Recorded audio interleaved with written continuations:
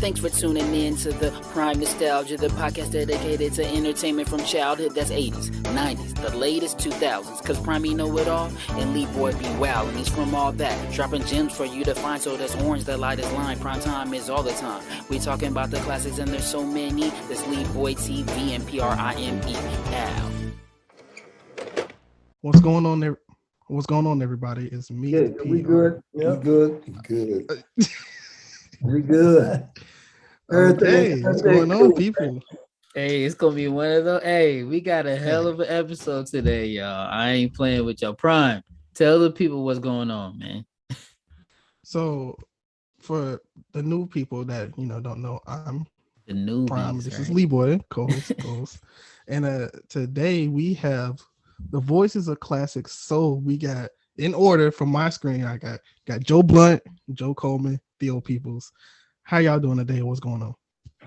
All right. Good, man. Well. Glad to be here. Yeah, we're down in Hilton Head, South Carolina right now. Got a performance tomorrow. Spend a little time with the kids this morning. Go and talk to kids about being themselves and doing their thing and reading. The importance of reading. Reading is fundamental. All those kinds of things, and just kind of set them on. Just trying to set them off on the right path with some good words to carry forward in their life. So that's what we're doing. So y'all got more than just a performance. They got a mission. Look, they got Mission. That's important. That's important. So you're doing the work. I'd like to hear that, man. That's amazing. So I'm gonna just say right now, real quick, I'm sorry about what this is about to be. I am so sorry. I'm not gonna. I'm not. Prime got something up his sleeve right now. I'm not gonna call this a love fest. All right, it's not a love fest. But Theo, I'm so sorry. You are in my top 3 members of the Tims ever, and it's yeah. So this is not a love fest for everybody. Just know Theo is one of my favorites. Oh, but wait, before you go on, let me just interrupt because that means a lot. This guy's a big fan of the Temptations. Very young man, and people get on him on his case all the time about why you always on to this old soul and all this. So I mean, to hear that from this guy. I mean, that's definitely high praise. And it means, I'm sure you guys recognize that as a member of your group, having Theo and what you guys all offer. And we're definitely here to explore that today. You got me interested. Thank you for putting me up on Voices of Soul, man. Some real business right here. Yeah. So, I mean, I want to start out with the basics of the group before we just go into individuals and everything. Just tell me, how did y'all get this idea of I just want to sing soul music and bring a couple guys with me? Well, that's when I left the Platters and began to kind of sing by myself. I left the group to do the musical on the life of a woman by the name of Dr. Dorothy Height, civil rights icon for about 80 years, and so I was writing music for that musical. And so that took my focus for a while. But then as I began to think about moving forward, what would I do? I said, well, why not reach out to some old friends, some folks that I've known. Now, of course, I did not know Theo. I'm a fan of Theo like you. I am a fan just like you. Theo's a bad man. So my dear and the longest friend, Mr. Joe Blunt, and you probably already know this, Joe and I have known each other all our lives since 7, 8 years old. And called him up and said, what's going on? Blah, blah, blah. And we had a little thing going on, Leonard Coleman and Blunt with Glenn Leonard, formerly of the Temptations as well, the tenor. And somewhere along the line, I had the need to call this fellow up there in St. Louis and get him locked in because this is where I look at it. And I know this is a long answer, but the way I look at it is this: like the Platters kind of changed the game. It was a doo-wop world, and the Platters came along and added a little bit more sophistication to the arrangements and to the lyrics. And that's kind of, that kind of thing. Heavenly shades of night are calling. It's twilight time. Out of the mist, your voice is calling. 'Tis twilight time. When purple colored curtains mark the end of day, I'll hear you, my dear, at twilight time. Kind of more sophisticated kind of lyric kind of thing like that. The Drifters came along close to the same time, but they had that New York edge, that East Coast edge, that kind of thing. So they kind of took it to the next level, and the Temptations brought them all together, the sophistication and the edge, and so it was a progression, and that's why this sound, this Voices of Classic Soul sound works, because it's in the progression of the beginning of that process, if you understand what I'm saying. So music fits it. The songs don't bump. You think of a Platters song and a Drifter song and a Temp song and a Four Top song coming right after. You think it might bump a little bit, might be a little bumpy, but it's not. It's very, very smooth. One song melds into the other, and it's because of that progression of moving up the line and adding all the elements. That was a long answer, but that's what I got. I don't mind. No. Don't answer no more questions. So to get, when you got the group together, you really had a plan. You already saw this vision of how it could really gel together, and that's how you came up with the collective you got. That's right, because I felt like it could gel. It was not, people were going, when I spoke about that, the concept, people like Platters, Temptations, they're both good groups, but can that music from the 50s and music from the 60s, 70s actually come together in the same show, without, like I say, without bumping, like, okay, what did they just do? But it's smooth. You never feel any kind of what place like it doesn't fit. Never, not no song, no matter which combination of songs we put together, they just fit. And when Theo joined up with us, it kind of completed the package, because we already had the Drifters Platters piece of it, but then he had the nerve to come in with two groups, and the Four Tops. Okay, yeah. Two more Titans, to the. So, yep. So I have a question about just the difference of Glenn to the difference of Theo, because obviously Glenn, he's singing Just My Imagination.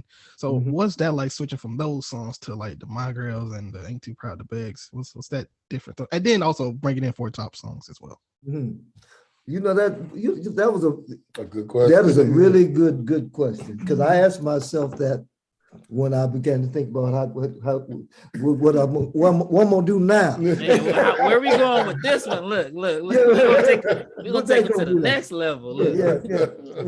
But the thing that we have with Theo, based on the fact that he's such a great singer, is, first of all, he can sing anything, and secondly, you're not going to be concerned about what Glenn was singing, because he's killing what he's doing. You know what I mean? He came in here and he brought the fire to Ain't Too Proud to Beg. He brought fire to Can't Get Next to You. You know what I mean? He brought a smooth fire to My Girl. And so the same kind of a thing. When you have great singers, Glenn Leonard being a great singer in his own right, when you have great singers and they come in, they find the place, the way to just fit to vocally. All they need is a little space to slide into what the space that was vacated, and they're gonna take it, and they're gonna do what they need to do. Okay. And real quick, just because you did mention your background, Mr. Coleman, with musical theater and plays and things like that. So how does that play into how you're able to create these energies and these performances? Does that play a part in your experience as far as creating a great show, a live show? Yeah. Well, the funny thing about I haven't really been able to do because of this COVID situation. I haven't really been able to do a lot of the kind of things that I want to do. But you're right. I use the theater element that I have of having done some off Broadway, done some shows, and worked with some great directors, in particular a guy by the name of George Faison, who won a Tony for The Wiz, all that kind of stuff. And I learned so much from him. He's as crazy as he can be. And I tell him that all the time. He's a madman, but he understands dynamics. And that's the key to any great show is understanding dynamics, when to make it big, when to make it small, and that kind of thing like that. So, there's songs that the whole concept is built around around imagery, and so that's how we kind of keep it fresh and keep because I've always wanted to do more than just sing, which is to say when we're on stage, let's do a show and not just sing, because there's a difference. I've worked with guys who didn't understand the difference. All right, Prime. Now, before I know you got some stuff, because I got a couple things written down, but he activated something right now when he said that he wants to. He's like, I want to do more than just sing. I want to do a show, because I see a vision for you guys. I'm just wondering what you guys see as far as the top notch. I could see this as a Vegas show, man. Y'all got to have a Vegas residency, because I will be all up in the Voices of Soul show for sure. I mean, even though that's not technically my era, this is how we get down around here on the Prime Nostalgia podcast. So can you guys see yourself in Vegas doing a residency, or how do you guys see it at its highest form? Mm-hmm. Well, I don't think there's any limit to what can happen with this kind of situation, because I think we have some appeal that goes across all the lines, appeals to the young and the old, and we built a show around that concept. Mm-hmm. Mm-hmm.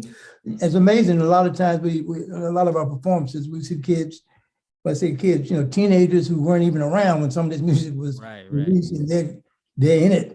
Hey, because when that Sugar Pie Honey Bunch come on, I'm gonna hit the yeah, I already know.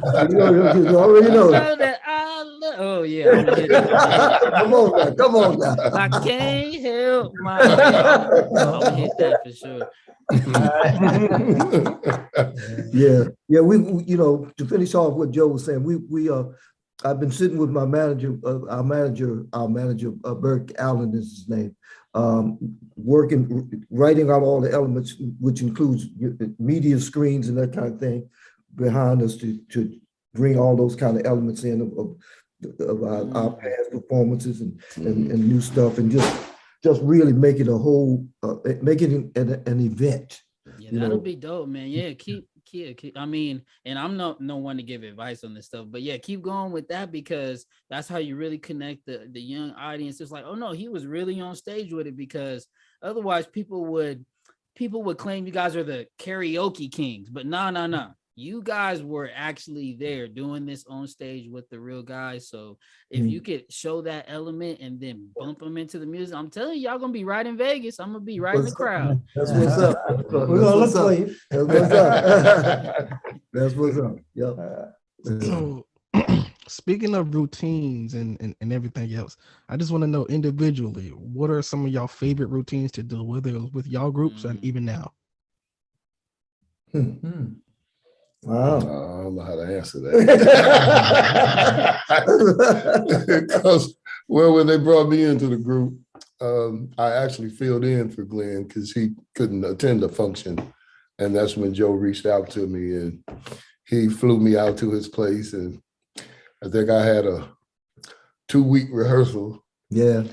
And I had to cram all these steps into 2 weeks and do the show. It was in West Virginia, and it was with the symphony. And we were very well received, but I was kind of unsure because, I just learned these steps and I didn't want to mess up. You like looking off to the side? Yeah, right. I can't focus. I'm looking at them to make sure I'm doing what I'm supposed to do. And we were very well received. And so, like Joe said, it's more than just singing. You have to give people a visual, and that's singing, dancing, the dress, The whole package. It's very important if you're going to be as eclectic of a group as we are. So, with that being said, we work hard on trying to achieve that. Nice.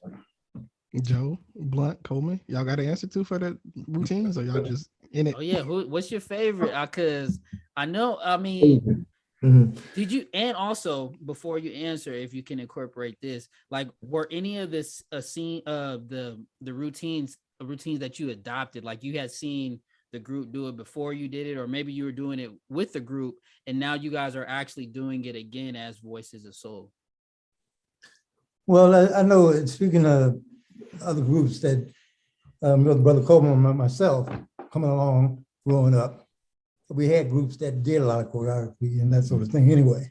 So we were sort of versed in that aspect of it all along. And so this was just more of a progression to a different stage, so to speak. But we realized the importance of the whole visual look, not just the vocal, but the whole thing. And that's the importance of it is significant.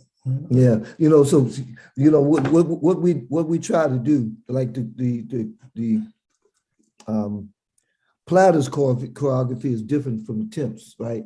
And the Drifters being the same. So what we try to do is keep the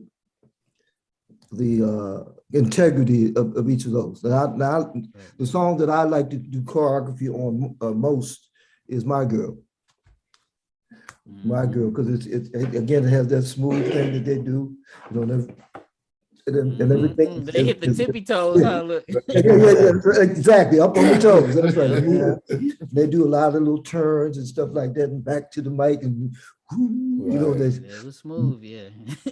So that's the one that I enjoy because it allows me to be suave. I was just gonna say, Joe, nowadays you was keeping it player, you know what I'm saying? That's right. The player moves, yeah. That's right. Yeah. Yes, So that's the one for me. But when you see us, you'll see for each group and each style you'll see a different kind of thing. That, like I said, the Platters did a lot of hand motion and stuff like that, those kinds of things, and the Drifters a little bit more urban with that kind of thing. So so it's a mix that we try to hold on to.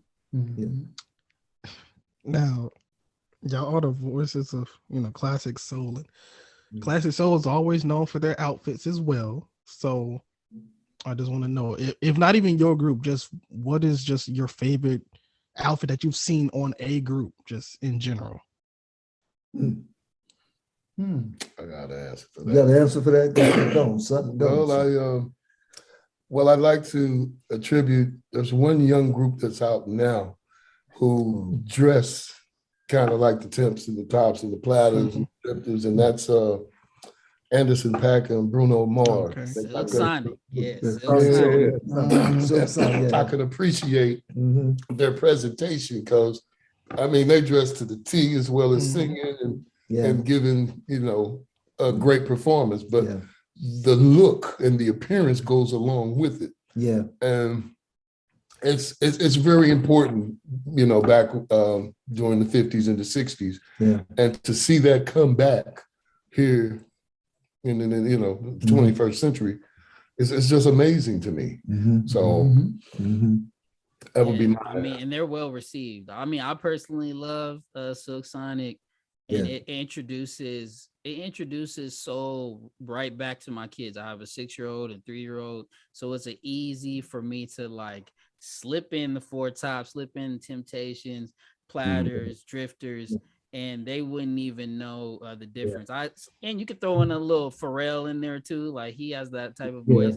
And so I mix it all in, all the soul. We like to listen to that type of music. So just to your point, Silk Sonic is definitely an excellent representation for soul in 2022. So shout out to them, and the fashion sense. They do all right. The bell-bottom pants, the big lapel shirts. I respect what they're doing. Now, Theo, I have a question for you though, because you performed, obviously representing the Temptations.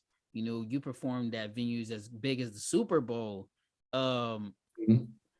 What would be what was another moment that, you know, we maybe hadn't seen that was just as nostalgic as that for you? Like, this is an unbelievable moment in your career dealing with either the Temptations or the Four Tops, that maybe, you know, we haven't had the privilege of seeing. I'm sure you had to meet somebody in the background like, wow. Well, for me, that would have been the Four Tops 50th anniversary. It was in Detroit, and they had a lot of the different Motown acts to come and perform on that. But my mountaintop moment was singing a duet with Aretha Franklin. And, you know, I think back to her career, and I can't remember her partnering up or pairing with a male vocalist on any of her stuff. But come to find out, her and Levi Stubbs did a song together entitled "I'm Gonna Make It Up to You." And I had to cover that song because Levi had just retired maybe a year or 18 months before the 50-year anniversary. So that was just as big as the Super Bowl to me, because I'm singing with the Queen of Soul. Yeah. Amen. That was huge in my book. Yeah. It sounds like it. Prime, now you told me about a couple of retirement stories surrounding this man's career. You got to have a question for him on that, man, because he is, I'm not gonna say he quote unquote benefited, because he had his voice, his experience, and he has his skills, but you know, to be able to be part of some of these organizations he's been with and the retirees he's seen around, come on, man, just ask the question. My bad. Yeah, okay, no. Because when you say retire, Before I was like, say what? too No. much. Because earlier we were talking about how You was Theo me, replaced. yeah. We were talking about how Theo replaced Ali at first, because obviously he was in the group, but then obviously Ali went out, so he took that spot. And then obviously the same thing happened again, where he was not the lead, he was singing, and then obviously Levi went out and he took that spot again. So I was just saying, like, this kind of happened to him twice a little bit, even 3 times with y'all, because Glenn went out and he came in. So just like, yeah, you just the replacement Theo is thing, yeah. Well, he just fits right in. That's the point. That's the whole point, right? He just fits right in. Yeah. One thing about business, it's always important to be in the right place at the right time. There you go. It's about who you know, right? Look. And you mentioned Ollie Woodson. Man, that was one singing brother. Oh my God. That, by the way, that is my favorite member. Yeah, mine too. We are in agreement on that. As a matter of fact, when the Temps called me, I was to replace Richard Street. Yeah. And then when they flew me out to, it was Atlantic City, the Trump Plaza Casino. And I'm sitting in the audience, and I had never heard of Ollie Woodson. And I'm sitting watching the Temps show, and I'm like, oh my God, that's a surprise. Who's this guy? What y'all need me for? You're right. He was just sick with it. Yeah, he was the truth. That's when you get him, when, like, because obviously there have been so many personnel changes in the group. So when you go and you hear him, you're like, oh, that's boy. I'm like, oh my God, he's a beast. Now, this is a side question before we go to our break. Have you ever really truly gotten the first note to Treat Her Like a Lady right? Have you ever really gotten that high? Yeah. No, I don't even attempt it. That was Ollie's trademark, dog. I couldn't do that. Because I see everybody. Obviously, I watch a lot of cover groups. I watch a lot of people do that song. Nobody can really truly do it. They always break it up, or they say who he who, or they never do it fluidly. So, yeah, for me, it was better than not touch that at all, rather than to try to cover it, and it ain't right. Yeah. Yes, sir. He was amazing. Well, we are going to go to break, and then we're going to come right back. But is there any song collectively that y'all want the audience to listen to while we're on break? Sugar Pie Honey Bunch. Look, that's my joint. Hey, you got to sing that with the kids tomorrow anyway. So that'll be perfect. Y'all know 5 Heartbeats is one of my favorite movies. It's in 5 Heartbeats. Four Tops, all kind of. It's too much connection. Just go ahead and throw it. Okay. All right. Well, We will be right back with the Voices of Classic Soul and the PNP right here. Hey.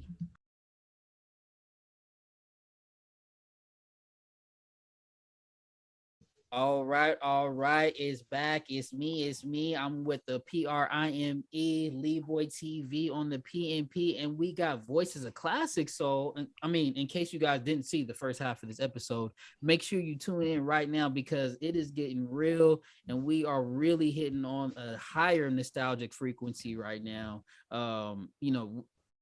Prime, you got a question for these guys? I know I got plenty more that I want to get into. In fact, skip you. I'm gonna just go with what I got.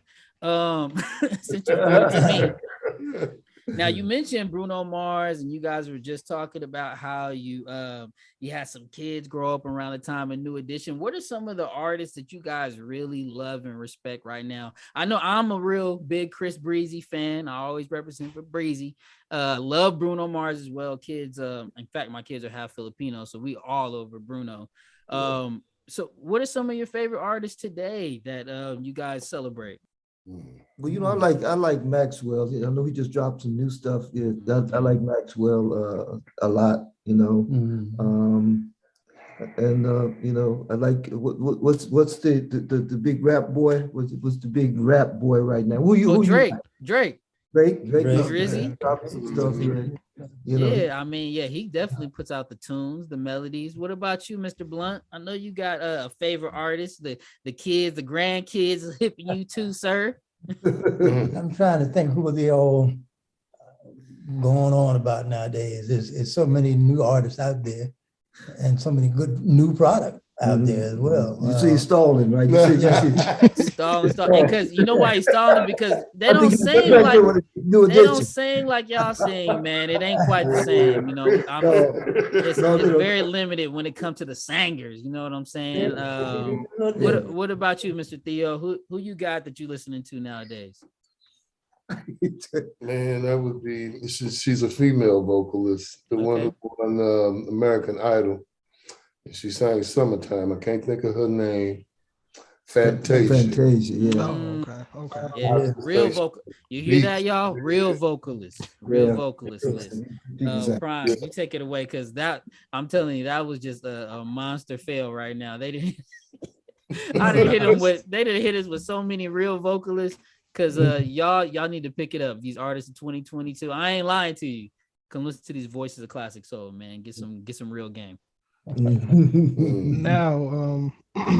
well, Theo, as you know, you came in the group, you replaced, or you were, supposed to replace Richard Street, and you said you were approached by somebody. Do you want to say who that person is, or you want to tell that story of how you even was just, I'm in the temps now? What? Yeah. I was performing in a hotel in St. Louis called Just Jazz. Actually in the restaurant or bar area of the hotel. And the Temptations came to St. Louis to do a private function at the zoo. And they were staying at the hotel. So Ron Tyson came down into the bar to have a cocktail. And he heard me performing with this other gentleman. And he sat through a whole set. And then when we took a break, he approached me. Said, "Hey man, you got some pipes on you, man. I'm one of the Temptations.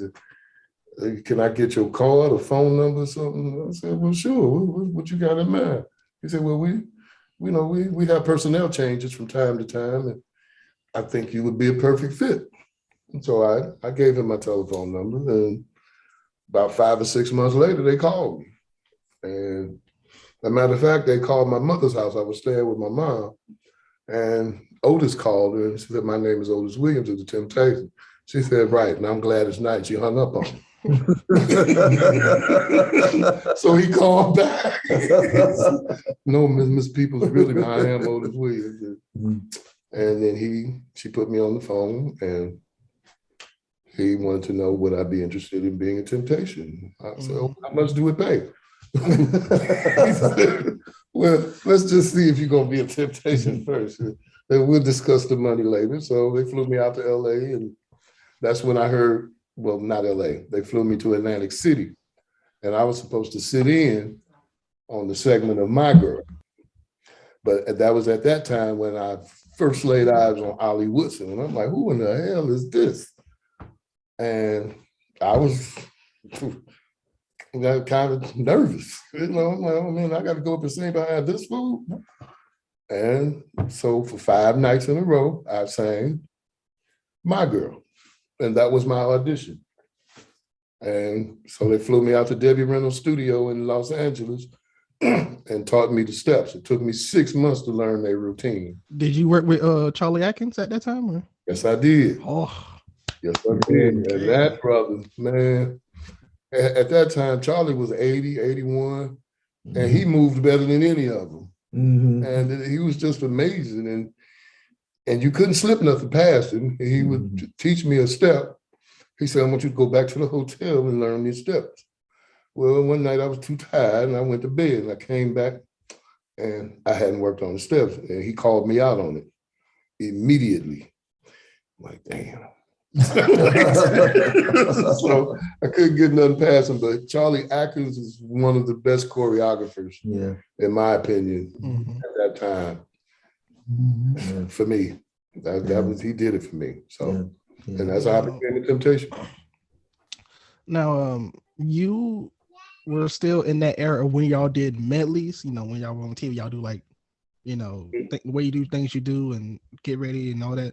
How was planning for a medley? I just really want to know, because obviously over the years we've seen how they do the hits medley, and I just want to know how is planning for a medley for a show. How is planning for it? Well, they had already had their medley in order when I came, so I just had to learn it. So what you do, a verse and a chorus, maybe a second verse and a chorus, and then move on to the next song. And I've done that for like 6 or 7 years. And what's so funny about that is I never knew the whole songs of the medley. Because I only did a verse and a chorus. Right. I know what I need to know. Look. Right. Yeah. So, you know, when I started working out on my own, people wanted to hear those songs. I had to do my homework. I can imagine the hardest thing for a medley is I want to say microphone placement, because like obviously got to move from mic to mic, or so I would imagine that's one of the hardest, other than the moves, in my opinion. But well, see, then that's where Pops came in, Charlie Atkins. He would have a move for you, and when it came time to the next song, you would already moved into your spot. And he made it look so seamlessly because it was a dance move. And that was his specialty, man. He was amazing. There's a video of the medley, of many versions, but of the medley when Glenn was in the group, what would happen? The music director counted it off much too fast.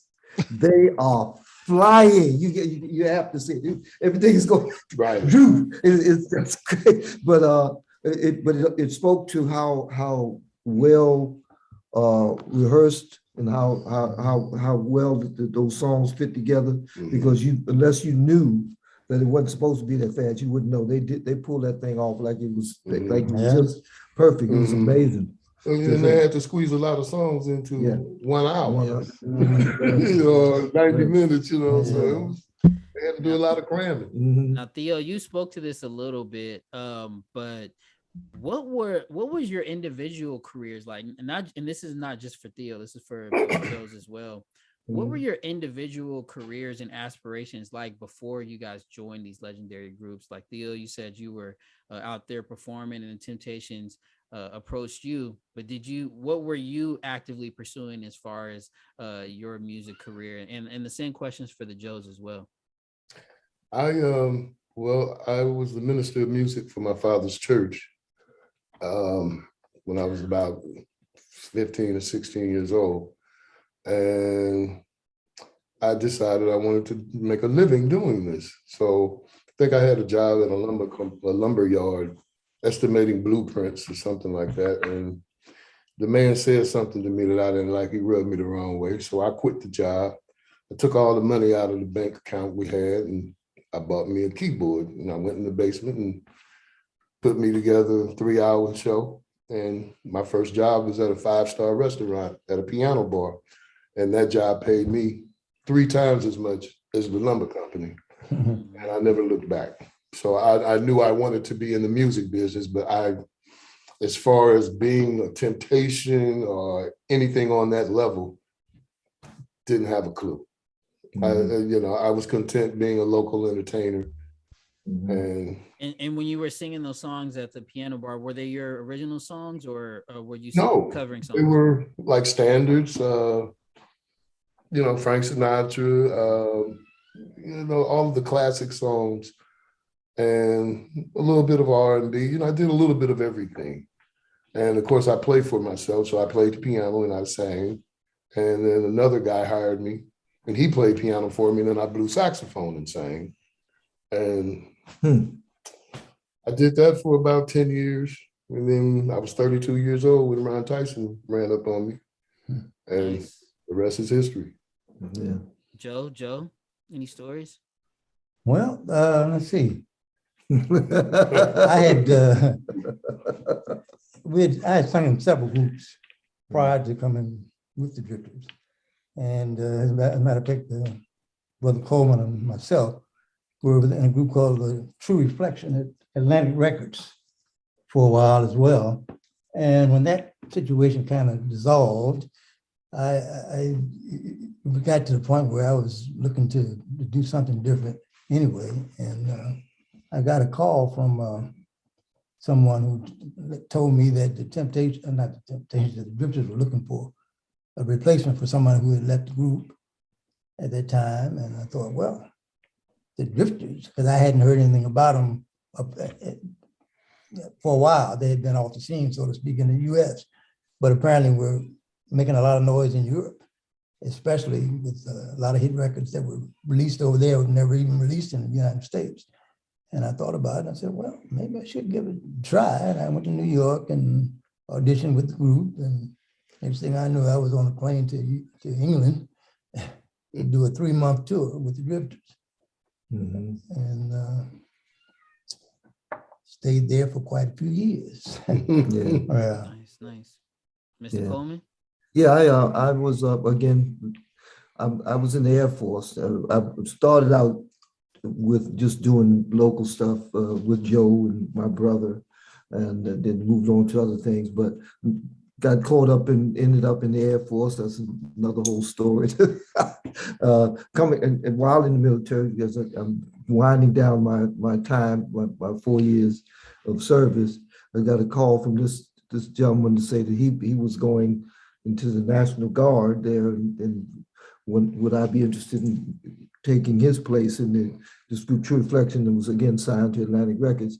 And so we did that. And when he came back, with a 4-man group and kind of toured with all of the acts that were out there at the time, including did shows with the Temps and the Spinners and Smokey Robinson and the Miracles, and just everybody.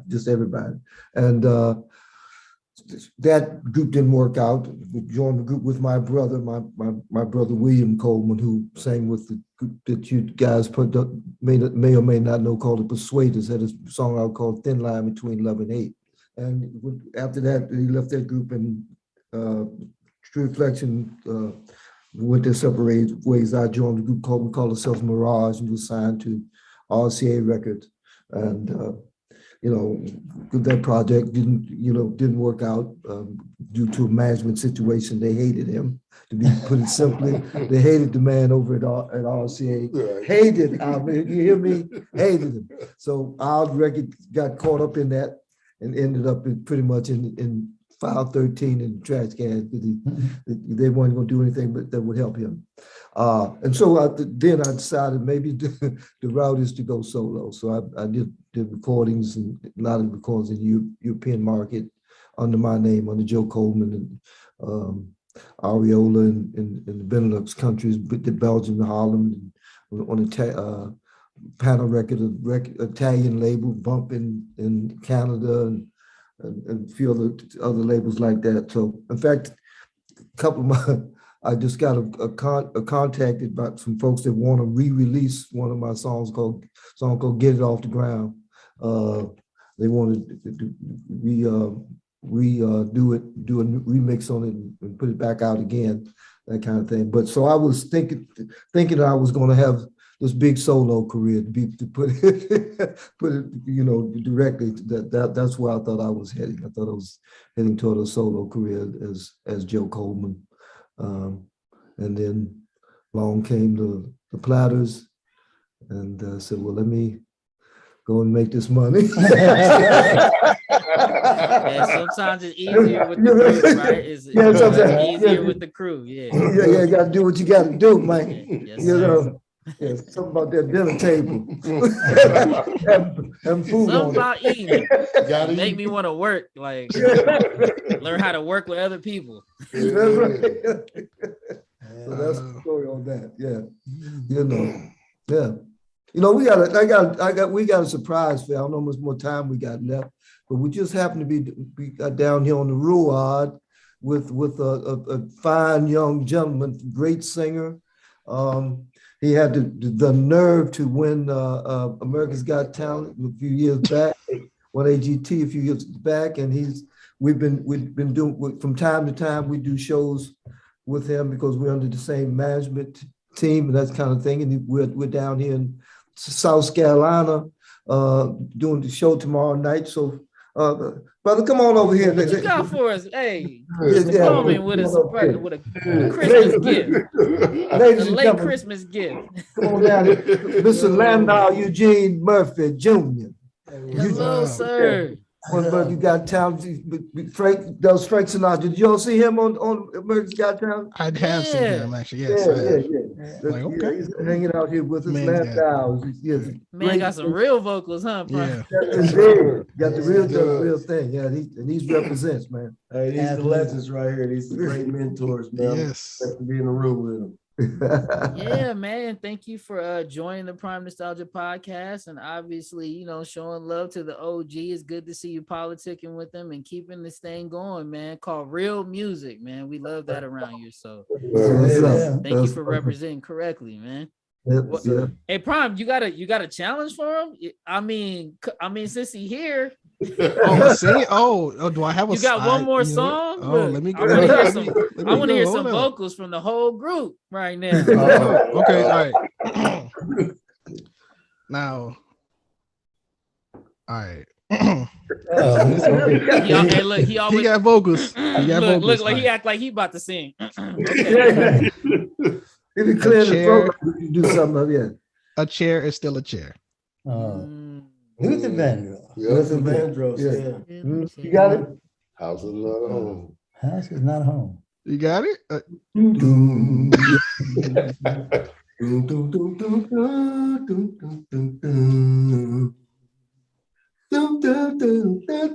Come on now.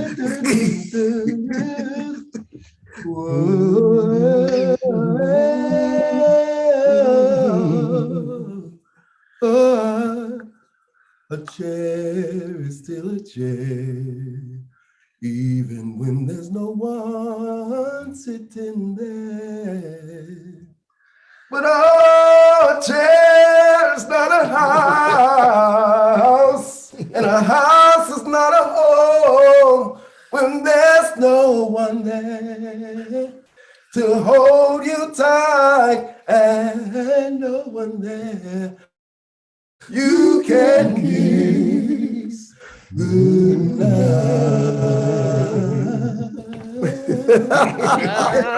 Oh my God. Hey, look. Yeah, come on now. Hey, look, I can hit. Look, wait. You can't refute nothing. Luther was saying like a chair is still a chair. How you gonna compete with that? You can't refute nothing he said. Some real talk. Thank you, sir. Thank you. Oh, Even when we just there's get no surprises one after surprises. Yeah. Yes, indeed. I thought I'd throw a bonus round at you. Hey, I know I'm always ready.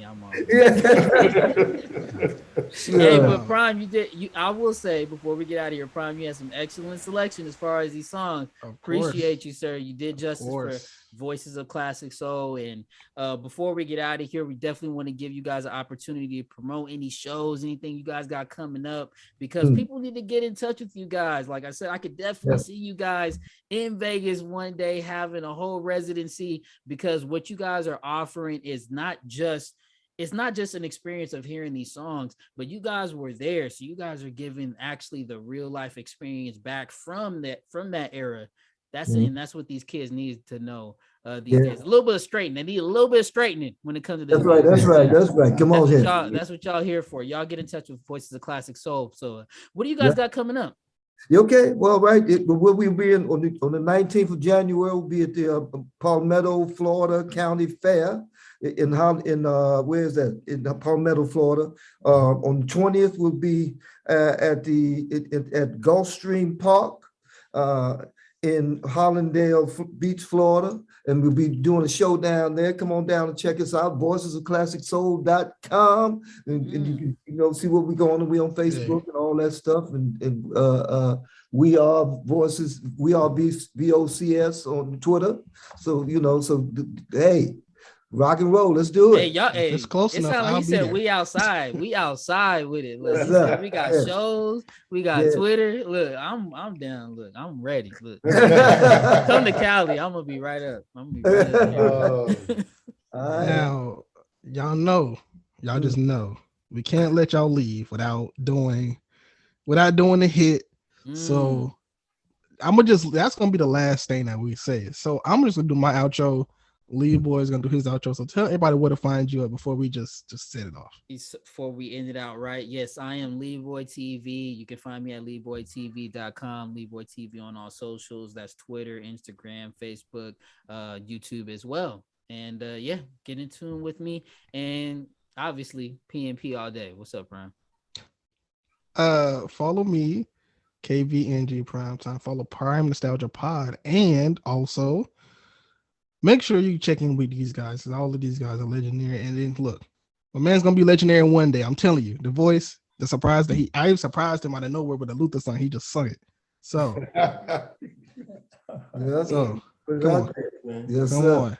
Now we want to end this on a good note. So I don't know if y'all don't know how y'all want to do this, but I want y'all to give it to us. But who do you want to sing? Does it matter? Come on. I want this to be all of y'all. Wait, what song is it? We talking my girl here. What song you want me to sing? What song, Prime? You didn't say my girl. I mean, come on now. No, oh yeah, okay, yeah. Okay, I'll do that. I've got sunshine on a cloudy day. Ooh, when it's cold outside, I've got the month of May. Ooh, girl, 'cause I guess you say what can make me feel this way, my girl. My girl. Talking about my girl. Hey. There you have it. Hey, y'all notice how I was like doing it, but I was just silent so I could say I was singing, that I was part of those harmonies and not mess it up. You know what I'm saying? Like, oh yeah, he was in the background. Yeah. Ooh. My brother. Oh man. Well, look, guys, we had a great time from all of us here. We're gonna say prime time is all the time. All the time, baby. That's it. All right, y'all. Peace. Thank you.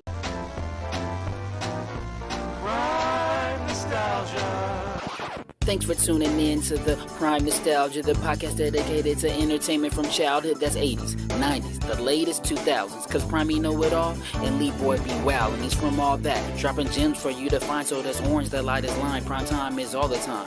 We talking about the classics, and there's so many, that's Lee Boy TV and PRIME. Ow.